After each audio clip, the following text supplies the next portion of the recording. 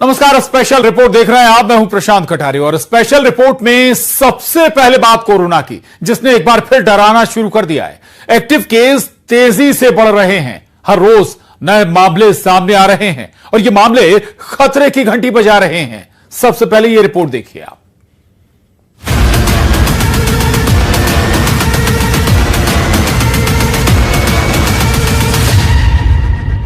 एक 1000 से ज्यादा एक्टिव केस, 6 से ज्यादा मौत।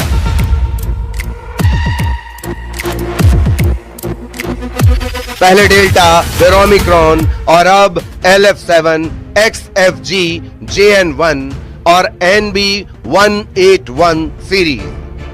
ये वो नए 4 वेरिएंट हैं जिनके साथ कोरोना ने फिर दस्तक दे दी है और ये दस्तक सतर्क करने वाली है, क्योंकि देश में कोरोना के मरीजों की तादाद तेजी से बढ़ने लगी है। मध्य प्रदेश समेत कई राज्यों में कोरोना के मामलों में बढ़ोतरी देखने को मिल रही है। सबसे पहले बात मध्य प्रदेश की करें तो मध्य प्रदेश में कोरोना के 6 एक्टिव केस हैं, जिनमें इंदौर में 5 और उज्जैन में 1 कोरोना मरीज है। लेकिन इस बीच चौंकाने वाली बात यह है कि प्रदेश के बड़े शहरों में कोविड से निपटने की तैयारियां धीमी हैं। भोपाल में सिर्फ एम्स में ही कोविड टेस्ट हो रहा है। इसके अलावा किसी भी सरकारी अस्पताल में कोरोना का टेस्ट नहीं हो रहा। बात देश के दूसरे राज्यों की करें तो केरल में सबसे ज्यादा 430 कोरोना मरीज हैं। 325 मरीजों के साथ महाराष्ट्र दूसरे नंबर पर है। दिल्ली में 107, गुजरात में 83, कर्नाटक में 47, तमिलनाडु में 69, उत्तर प्रदेश में 15, राजस्थान में 13 और बंगाल में कोरोना के 12 एक्टिव मरीज हैं। कोरोना के बढ़ते केसेस के बीच IIT इंदौर ने एक चिंताजनक रिपोर्ट जारी की है। IIT इंदौर की रिसर्च में पता चला है कि कोरोना वायरस के डेल्टा वेरिएंट से साइलेंट हार्ट अटैक हो रहे हैं। इसके अलावा थायराइड जैसी समस्याएं भी सामने आ रही हैं। ICMR की मदद से IIT इंदौर ने ये रिसर्च की है। इसके लिए देश में कोविड-19 की पहली और दूसरी लहर के 3134 मरीजों का डेटा लिया गया है। देश भर में कोरोना के मामले बढ़ते जा रहे हैं। इस बीच IIT इंदौर का एक शोध सामने आया है, जिसमें साफ तौर पर पता चला है कि कोविड के वेरिएंट ने शरीर पर कई तरीके के प्रभाव डाले हैं। यानी जो डेल्टा वेरिएंट था, जो दूसरी लहर चली थी, उसमें 3000 से ज्यादा लोगों का विश्लेषण किया गया था और विश्लेषण के बाद ये सामने आया कि उनको हार्ट अटैक जैसी प्रॉब्लम हुई है। यानी उनका जो हार्ट है उसमें प्रभाव पड़ा था, साइलेंट हार्ट अटैक उन लोगों को हुआ है और थायराइड की समस्या जो है वो बड़ी है। ये जो पूरा शोध हुआ है ये ICMR के सहयोग से हुआ है और IIT इंदौर के प्रोफेसर ने किया है। लेकिन जो रोगियों का विश्लेषण हुआ है वो IIT के प्रोफेसर जो है वो प्रयागराज उन्होंने किया है। कोरोना के मामले भले ही तेजी से बढ़ रहे हैं, लेकिन केंद्रीय स्वास्थ्य मंत्रालय के मुताबिक इससे घबराने और डरने की जरूरत नहीं है। बस जरूरत है तो सावधानी बरतने और सतर्क रहने की। स्वास्थ्य मंत्रालय के मुताबिक कोरोना के ताजा हालात पर सरकार की पूरी नजर है और वो इससे निपटने के लिए पूरी तरह से तैयार है। Bureau report, news 18।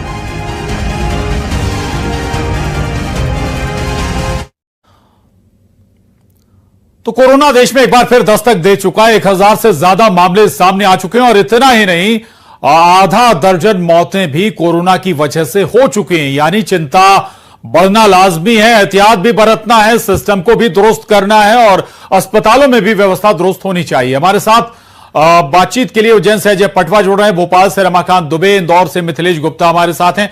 सबसे पहले उज्जैन का रुख करेंगे।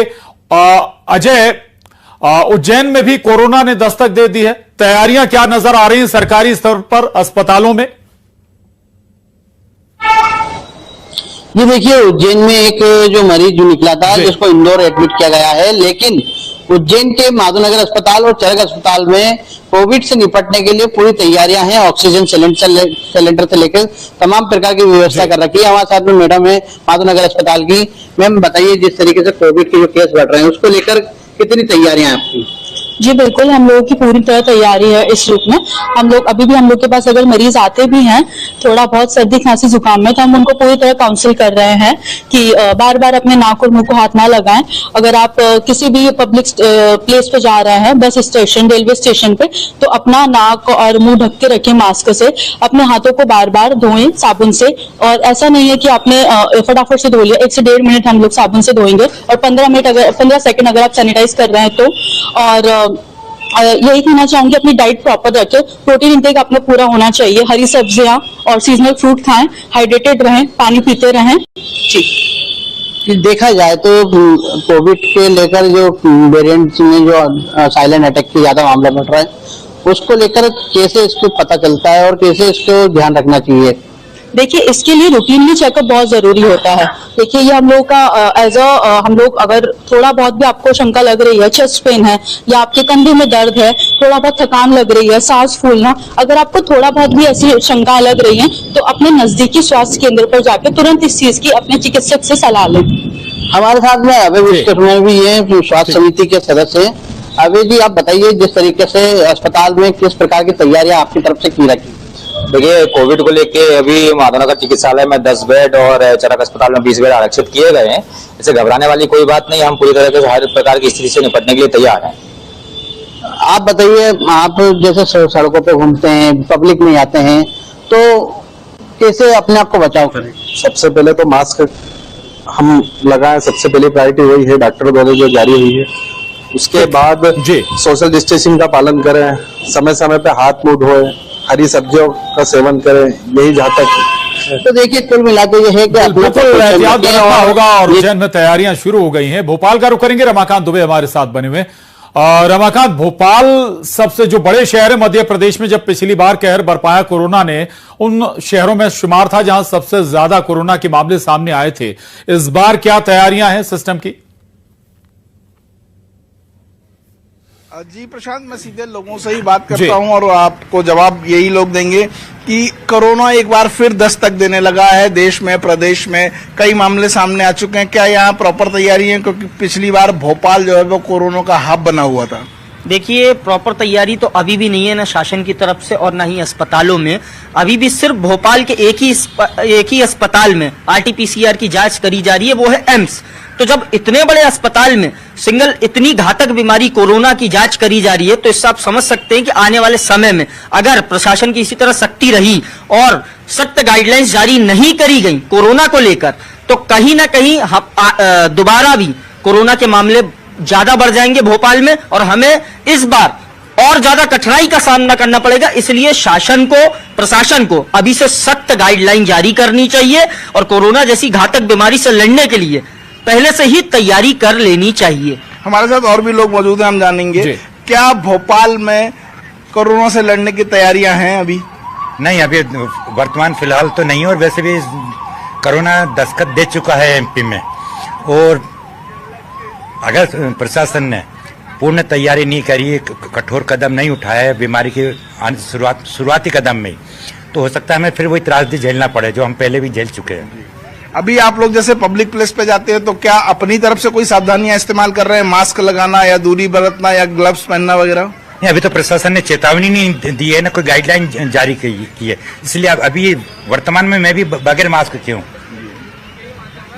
समस्या यही है कि जब क्या प्रशासन की चेतावनी देना या गाइडलाइन जारी करना ज्यादा जरूरी है? अगर हम रोज देख रहे हैं कि कोरोना के मामले बढ़ रहे हैं तो खुद से भी कुछ जो है सावधानियां बरती जानी चाहिए। सबसे पहले तो मैं सरकार से ये अपील करना चाहूंगा कि कुछ ऐसी गाइडलाइंस जारी करे, जैसे मास्क पहनना कंपलसरी करे, लोगों को जगह जगह इकट्ठा होने से दूर रखे, सैनिटाइजर का यूज कंपलसरी करे, और ऐसी जगह जैसे बस स्टैंड हो गए, रेलवे स्टेशन हो गए, एयरपोर्ट्स हो गए, वहां पे जो टेस्ट RT-PCR टेस्ट है वो कंपलसरी करे। आने जाने जो राहगीर है, जो भी ट्रेवलर आ जा रहे हैं, उनका सबसे पहले RT-PCR टेस्ट होना जरूरी है। बिल्कुल, इन्फॉर्मेशन को या सरकार को जरूर रखनी चाहिए। लौटूंगा आपके पास, और लेकिन अवेयरनेस हमारी भी जरूरी है। इंदौर का रुख करेंगे मिथिलेश।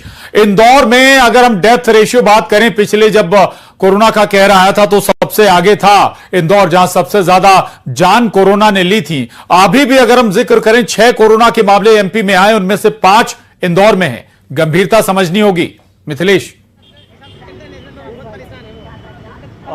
बिल्कुल सही कहा आपने प्रशांत कि इंदौर में पिछली 2 लहर में सबसे ज़्यादा जो मौतें हैं, अगर प्रदेश की बात की जाए तो सबसे ज़्यादा इंदौर में हुई थी।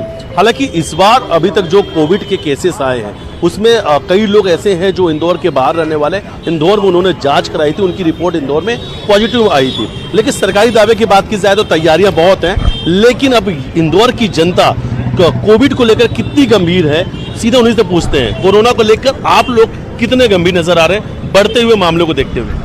सर, कोरोना के लिए तो ऐसा है कि अभी हमारे पास कोई गाइडेंस सरकार के द्वारा या प्रशासन के द्वारा कोई भी उसके लिए कार्यवाही नहीं की गई है। तो हम लोगों को तो ये भी पता नहीं है कि कोरोना के हमारे पास फिर से दोबारा महामारी लौट कर आ रही है, और अगर ऐसा ही चलता रहा तो महामारी को वही पुराना विकराल रूप धारण करने में समय नहीं लगेगा। क्योंकि हम जब देखते हैं, जब सरकार चुनाव आने के टाइम पर अपने प्रचार प्रसार के लिए सतर्क हो जाती है, तो उसी प्रकार सरकार जिसको योजनाएं देना चाहती है उनकी स्वास्थ्य की सुविधा भी सरकार की जिम्मेदारी बनती है, तभी वो लोग उस योजना का फायदा उठा पाएंगे। हम देखते हैं कि कोई भी योजना आती है, यूट्यूब पर सबसे पहले उस योजना का प्रचार दे दिया जाता है, मगर जब स्वास्थ्य सुविधा की बात आती है तो हमारे देश में उसके प्रति लापरवाही बरती जाती है।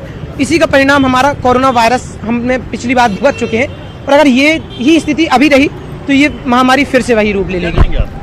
मेरा यह कहना है कि अगर सरकार, सबसे जरूरी इसके लिए सरकार है, क्योंकि सरकार ही इस जागरूकता को फैलाएगी, और अगर सरकार कुछ काम नहीं कर रही है तो यह सरकार की लापरवाही है। क्योंकि आज के समय में शोभा यात्रा जैसे बैनरों का हर जगह इस्तेमाल किया जाता है ताकि उनका प्रचार हो, और क्या यह स्वास्थ्य के लिए भी जरूरी नहीं है कि इनका प्रचार के लिए? बिल्कुल ठीक है, चलिए अच्छी बात है, लेकिन अवेयरनेस हमारी भी जरूरी है। और अगर वाकई हालात ऐसे हो रहे हैं, लग रहा है, संकेत मिल रहे हैं कि कोरोना लौट रहा है, तो फिर हमें खुद सजग हो जाना चाहिए। जरूरी नहीं कि हर बार इंतजार करें कि सरकार ही जब डंडा चलाएगी तभी हम गाइडलाइंस फॉलो करेंगे, मास्क लगाना शुरू करेंगे। आप सभी का शुक्रिया। मिथिलेश, रमाकांत, अजय, बहुत धन्यवाद जानकारी के लिए।